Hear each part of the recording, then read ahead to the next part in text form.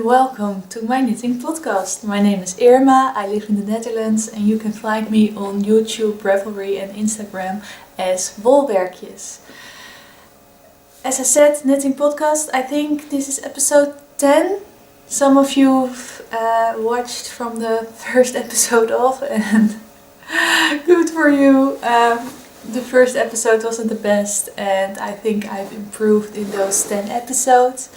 The scenery sometimes change a little because I'm still looking for the right spot in my home to record. I'm not quite sure about this one because I know it's not the perfect way to have the light from the back. It's better to have it up front, especially for showing colors, but we will see how this turns out and maybe you will see me in a different place in my house next time.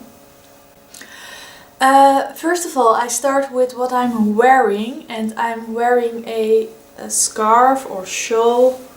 In Dutch you don't have really two words for it, it's just one word. So that's why I get confused for those. But this one is really something in between. It's triangular but really narrow, so it is really long, you call it arms. And that makes it possible to tie it around really easily. You can see some eyelet decreases in the middle. It's all garter stitch and I've knitted this from my first ever handspun yarn. So that's really nice. I have a blending board and I blended some merino. Just the natural color, the white, and a natural grey and a blue, and I also blended in some silk. Let me see if I can show you a portion. I don't know if it's visible on camera, but there are, I don't think it is, but there are some spots that are more have more of the shine of the silk.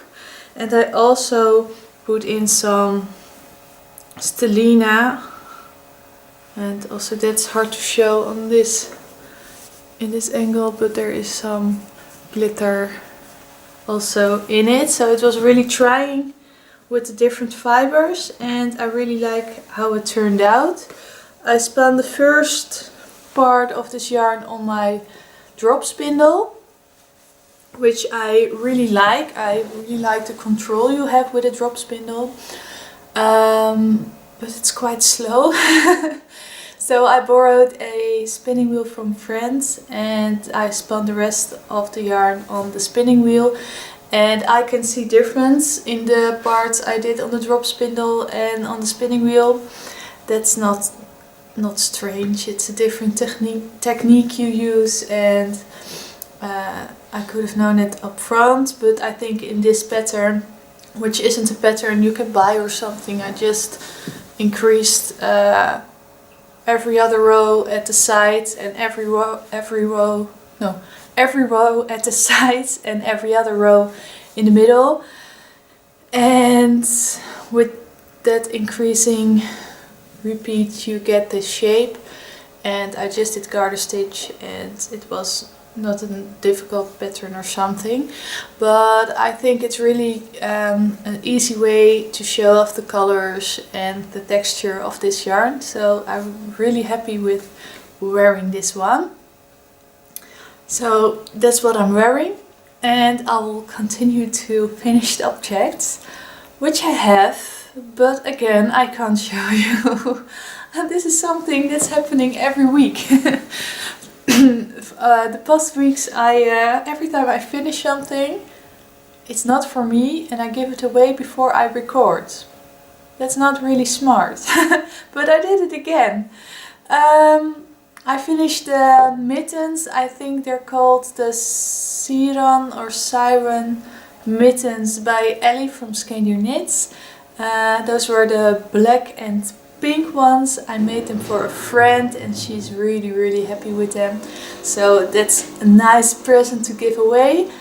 I put a picture in here so you can see what it looks like. Yes, so that's my finished object. And the rest of the things I want to show are all works in progress or soon to be works in progress. And let's start with the knitting. Always starting with the sock. When I have a sock on the needle, so yes, I have a sock on the needle, so I will start with that. I did not make a lot of progress, but good enough to show you. This is regia yarn in a design line by arne&carlos. It's they are numbered, but when you look on the regia side, there are also names of each color, and I will put the name of this color and the number of this color underneath.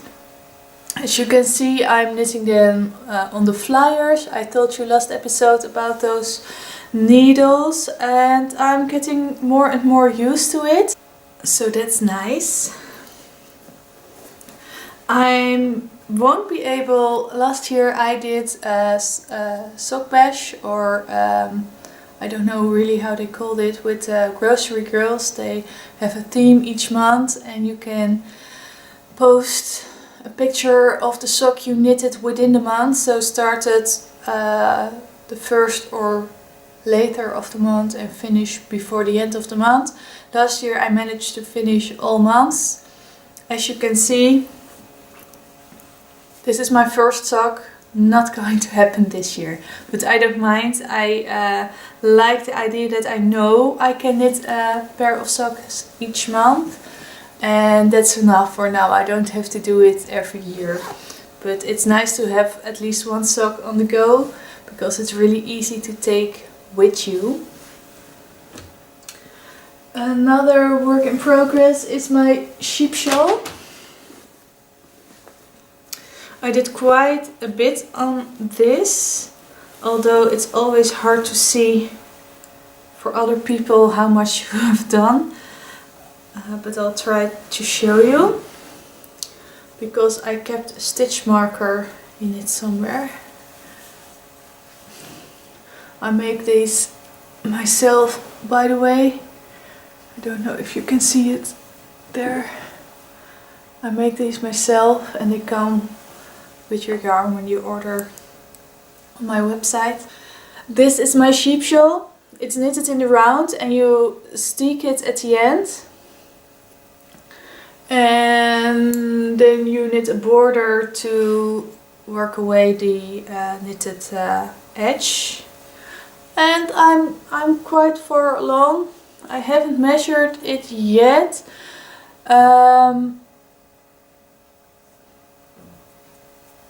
I did a full color repeat, and then I switched the direction of the color repeat, and now I'm back at the red and the pink colors, and I'm going back up again to the blue. It's really fun. It's knit in hillesvåg, ullvarefabrikk, sølje and vilje. The sølje are the colored yarns, and the vilje is the light undyed color. I've been knitting on my Fier cardigan. I'm not going to show it now, because for you it looks like I haven't done a thing on it. I think I knitted 10 rows or something yesterday, because I really want to finish the object, and it's a really nice knit. It's really soft yarn. It's comfortable to knit with. The pattern is beautiful, and I can't wait to finish it. But other things were more important for me the last couple of days and weeks, so that's why I didn't get much knitting, but I hope I will finish it soon, because I really want to wear it. Another thing I started, and I can show you, wrong bag, where is it? It was still in my bag because I took it with me. I started a new pair of mittens, and I'm going to make them for myself. And I started the first one.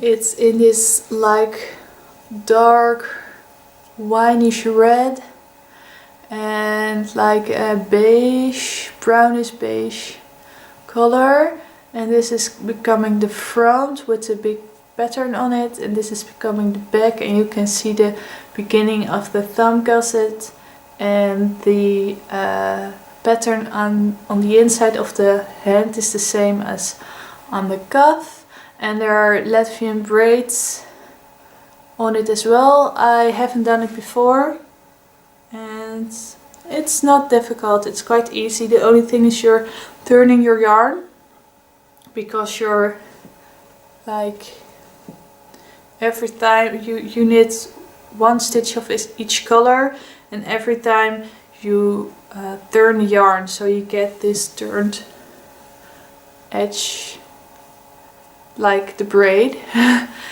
and your yarn gets tangled, and it untangles in the second round because you go the different direction. So it's not really a big problem, but it's something to keep in mind when you're doing it, that you take a little bit of time for it because you want it to be even. I'm really loving this gauge, and I think in future when I'm going to knit mittens, I'm going to look for mittens in this gauge. I think this is the sweet spot for me, this yarn and these needles.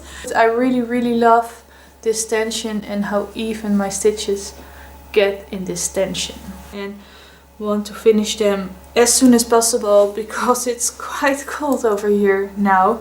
I say quite cold, not as cold as it can be in other places, but for us it's pretty cold. It's below 0 Celsius, so it's under the freezing point of water.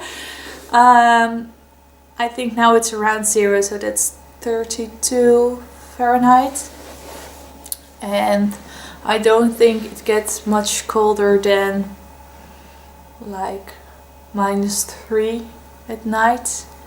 And we had some ice but also some snow, so the ice melted, and now it's just really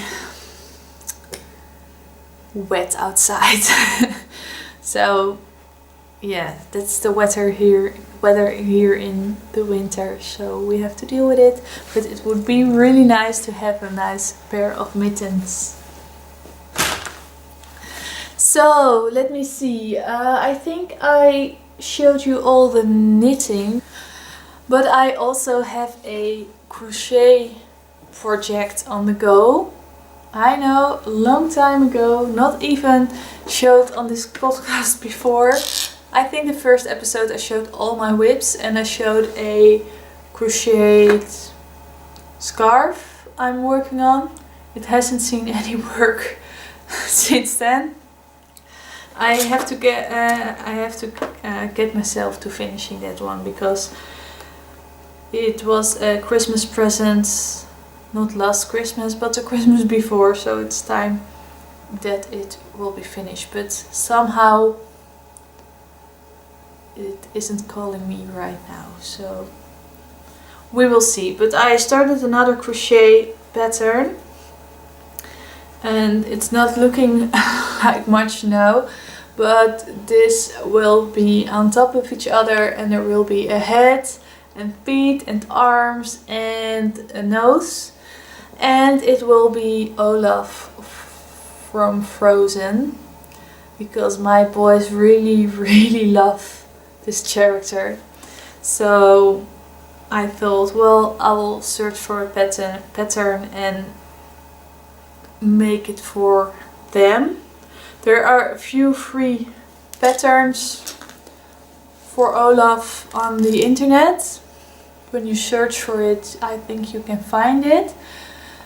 There was one paid for pattern in Ravelry that took my attention, because it really featured his face pretty well, and I think the face of a doll makes the whole appearance and makes it look like the character or not. So I did buy the pattern, and I started it, and it's quite well written. The only thing that bothers me is that it uses different weights of yarn for different parts of the pattern.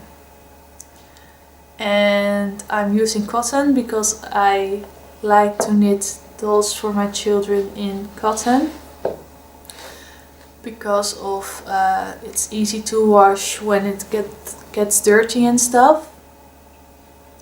But it's not that easy. Of course there are different weights and thicknesses of cotton yarn, but it's not as common as the different weights in wool. And it makes it a little bit harder to finish it, and maybe I have to start all over again, because I only noticed this when I did both of these balls, and then I noticed that for the other parts you need different weights of yarn. Maybe I will rip this out and hold the yarn double for when I do it again, and then I can use the single yarn for the parts that should be in a thinner yarn weight. But yeah, I think when it's finished it will be really cute, but I'm not sure when it will be, because I don't want to wear back.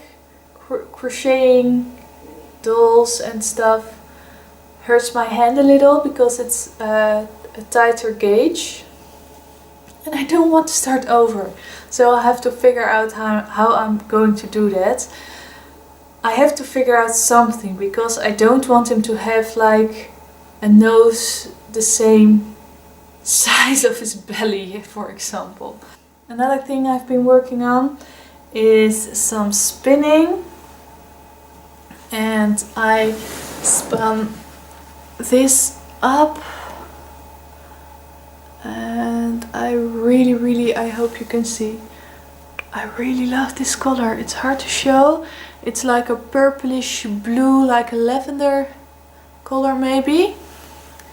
And when you're spinning it, you see way more depth in the color than when you see the fiber itself. So that's really fun to see. As you can see, I'm doing this on my drop spindle because I want to have control. I really want to have a nice as smooth as possible yarn, and I know that is possible on a spinning wheel, but not on this one. Maybe I'll have to look at it's a double threaded spinning wheel with a really old how do you call the tension band. It's really old, and I think I should replace it, and that will make it go smoother. But also it's just falling apart at points, and I don't want to break it. So I think I'll have to wait until I can afford a new spinning wheel for myself, and until then I will have to do with the drop spindle. The biggest issue I have with the drop spindle is that I only have one. So when it gets too heavy, I have to unwind it, and so I can use it for a new batch. And when I want to ply it, it's just not really easy to have just one. I could buy more, of course, but as I said, I really want a spinning wheel as well, and I think it would be a waste to buy more drop spindles when I know there will be a spinning wheel someday. So I'll just have to deal with it. What I mostly do is take a empty toilet paper, the inside of the toilet paper roll, and I cut a piece out so I can put the yarn in between, and then I wind it around it. And when I want to ply, I have those laying around me, and I can ply the yarn. It's really fun to be spinning again. I can only do this downstairs when my cat is asleep, because otherwise he will grab it, but that's when you have a cat. I don't mind. I really love this. So then we go to some sewing. I showed you a fabric, a green fabric with cables on it, and I wanted to make a dress out of it. I tried. I followed the pattern. I measured myself and I chose the size that was most close to my size, I thought, and it was way too big. And then my mom saw it and said, "Well, I fit in." And I said, "I think you will." So instead of the disappointment of having a garment that doesn't fit, I got the enjoyment of making a garment for my mother, and she's going to wear it to a wedding. So that makes me really proud that she thinks it's pretty enough to wear it at a wedding. And I'll have to figure out how I will deal with the oversizing issue I had with the pattern. I think I won't make this pattern again, because I don't think it was the best choice for my body. But still, it should have been the right size and it wasn't. So I'll have to figure out how I'll deal with that. Maybe, no, I don't know. I hear this a lot of people around, that they say it's really hard when you have a commercial pattern, sewing pattern, that they put in the positive ease already, because it's easier to take in a garment than make a garment bigger. So they will put in positive ease, so if a person makes a mistake of choosing a too small size, it will still fit them. But then I think that's their problem. I'm measuring, I'm choosing on those measurements and the measurements they say for the sizing. And then it doesn't fit, it's way too big. It also can be an issue with the stretch fabric, because it was a stretchy fabric. But I don't know, I was a little bit disappointed. So next time I hope I will do better, and I will maybe just choose a smaller size next time. But I think that's a little bit dangerous too, but we will see. I think the most important thing is that when you're not sure, that you make the same dress out of a cheaper fabric, so that when it doesn't work out or it is the wrong size, that you're not heartbroken about it, and that's only time that you put in. But yes, so that's that. I was at the local market. We have a market each Friday over here, and I was just there, and I was buying stuffing for the doll I'm making, and at the same booth I saw this. Oh, it's so cute! I fell in love with it right away, and I'm going to make a sweater for my youngest son, I think. But he's really crazy about elephants, so that will be really, really nice. And they're all in different positions and different sizes, and I really love I really love it. It's really cute. So that will be my next sewing project. And I bought a piece of border stretch fabric with it in a dark grey. I could have gone for the black, but I thought the black was a little bit too harsh. They also had a really nice black with sparkles. And if I had a girl, I would go for the sparkles.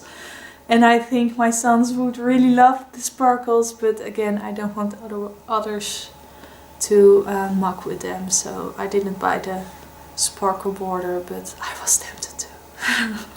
It was really cute. So that's that. Future knitting projects, I don't think there's anything on my mind. I'm quite satisfied with the projects I have now, so we will see what comes up in the future. I hope it was okay with the lighting. I see that my face is quite has a different color on camera than it's in real life now. That has to do with how the lighting is going over here. I don't have professional lighting. I don't want to buy professional lighting. I think there's no need for that, and we'll just have to deal with this. I hope you enjoyed watching, and I will see you in 2 weeks. Bye!